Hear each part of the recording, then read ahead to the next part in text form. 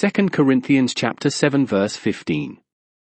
And his inward affection is more abundant toward you, whilst he remembereth the obedience of you all, how with fear and trembling ye received him. I rejoice therefore that I have confidence in you in all things. 2 Corinthians chapter 8. Moreover, brethren, we do you to wit of the grace of God bestowed on the churches of Macedonia. How that in a great trial of affliction the abundance of their joy and their deep poverty abounded unto the riches of their liberality. For to their power, I bear record, yea, and beyond their power they were willing of themselves, praying us with much entreaty that we would receive the gift, and take upon us the fellowship of the ministering to the saints. And this they did, not as we hoped, but first gave their own selves to the Lord, and unto us by the will of God. Insomuch that we desired Titus, that as he had begun, so he would also finish in you the same grace also. Therefore, as ye abound in every thing, in faith, and utterance, and knowledge, and in all diligence, and in your love to us, see that ye abound in this grace also. I speak not by commandment, but by occasion of the forwardness of others, and to prove the sincerity of your love. For ye know the grace of our Lord Jesus Christ, that, though he was rich, yet for your sakes he became poor, that ye through his poverty might be rich. And herein I give my advice, for this is expedient for you, who have begun before, not only to do, but also to be forward a year ago. Now therefore perform the doing of it, that as there was a readiness to will, so there may be a performance also out of that which ye have. For if there be first a willing mind, it is accepted according to that a man hath, and not according to that he hath not.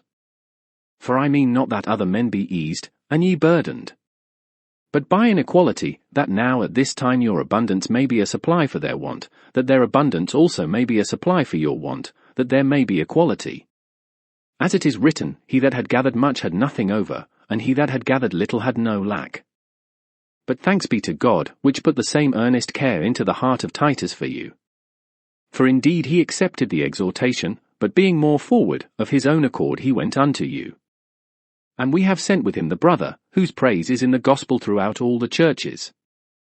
And not that only, but who was also chosen of the churches to travel with us with this grace, which is administered by us to the glory of the same Lord, and declaration of your ready mind. Avoiding this, that no man should blame us in this abundance which is administered by us. Providing for honest things, not only in the sight of the Lord, but also in the sight of men. And we have sent with them our brother, whom we have oftentimes proved diligent in many things, but now much more diligent, upon the great confidence which I have in you. Whether any do inquire of Titus, he is my partner and fellow helper concerning you, or our brethren be inquired of, they are the messengers of the churches, and the glory of Christ. Wherefore show ye to them, and before the churches, the proof of your love, and of our boasting on your behalf. 2 Corinthians chapter 9. For as touching the ministering to the saints, it is superfluous for me to write to you.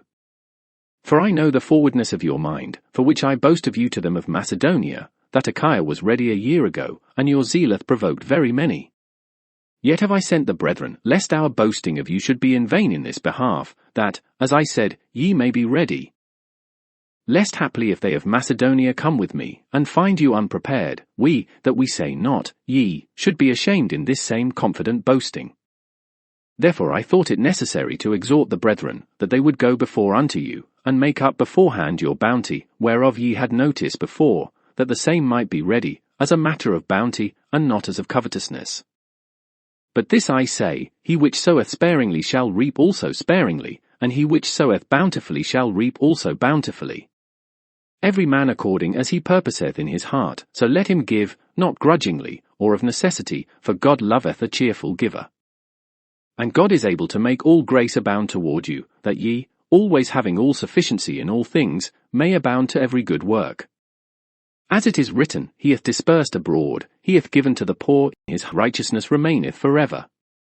Now he that ministereth seed to the sower both minister bread for your food, and multiply your seed sown, and increase the fruits of your righteousness. Being enriched in everything to all bountifulness, which causeth through us thanksgiving to God. For the administration of this service not only supplieth the want of the saints, but is abundant also by many thanksgivings unto God. While by the experiment of this ministration they glorify God for your professed subjection unto the gospel of Christ, and for your liberal distribution unto them, and unto all men. and by their prayer for you, which long after you for the exceeding grace of God in you. Thanks be unto God for his unspeakable gift. 2 Corinthians chapter 10. Now I Paul myself beseech you by the meekness and gentleness of Christ, who in presence am base among you, but being absent am bold toward you. But I beseech you, that I may not be bold when I am present with that confidence, wherewith I think to be bold against some, which think of us as if we walked according to the flesh. For though we walk in the flesh, we do not war after the flesh. For the weapons of our warfare are not carnal, but mighty through God to the pulling down of strongholds. Casting down imaginations, and every high thing that exalteth itself against the knowledge of God, and bringing into captivity every thought to the obedience of Christ. And having in a readiness to revenge all disobedience, when your obedience is fulfilled. Do ye look on things after the outward appearance? If any man trust to himself that he is Christ's, let him of himself think this again, that, as he is Christ's, even so are we Christ's. For though I should boast somewhat more of our authority, which the Lord hath given us for edification, and not for your destruction, I should not be ashamed. That I may not seem as if I would terrify you by letters. For his letters, say they, are weighty and powerful, but his bodily presence is weak, and his speech contemptible. Let such a one think this, that, such as we are in word by letters when we are absent, such will we be also indeed when we are present. For we dare not make ourselves of the number, or compare ourselves with some that commend themselves, but they measuring themselves by themselves, and comparing themselves among themselves, are not wise. But we will not boast of things without our measure, but according to the measure of the rule which God hath distributed to us, a measure to reach even unto you. For we stretch not ourselves beyond our measure, as though we reached not unto you, for we are come as far as to you also in preaching the gospel of Christ. Not boasting of things without our measure, that is, of other men's labours, but having hope, when your faith is increased, that we shall be enlarged by you according to our rule abundantly. To preach the gospel in the regions beyond you, and not to boast in another man's line of things made ready to our hand. But he that glorieth, let him glory in the Lord. For not he that commendeth himself is approved, but whom the Lord commendeth. 2 Corinthians chapter 11. Would to God ye could bear with me a little in my folly, and indeed bear with me. For I am jealous over you with godly jealousy, for I have espoused you to one husband, that I may present you as a chaste virgin to Christ. But I fear, lest by any means, as the serpent beguiled Eve through his subtlety, so your minds should be corrupted from the simplicity that is in Christ. For if he that cometh preacheth another Jesus, whom we have not preached, or if ye receive another Spirit, which ye have not received, or another gospel, which ye have not accepted, ye might well bear with him. For I suppose I was not a whit behind the very chiefest apostles. But though I be rude in speech, yet not in knowledge, but we have been throughly made manifest among you in all things. Have I committed an offence in abasing myself that ye might be exalted, because I have preached to you the gospel of God freely? I robbed other churches, taking wages of them, to do you service.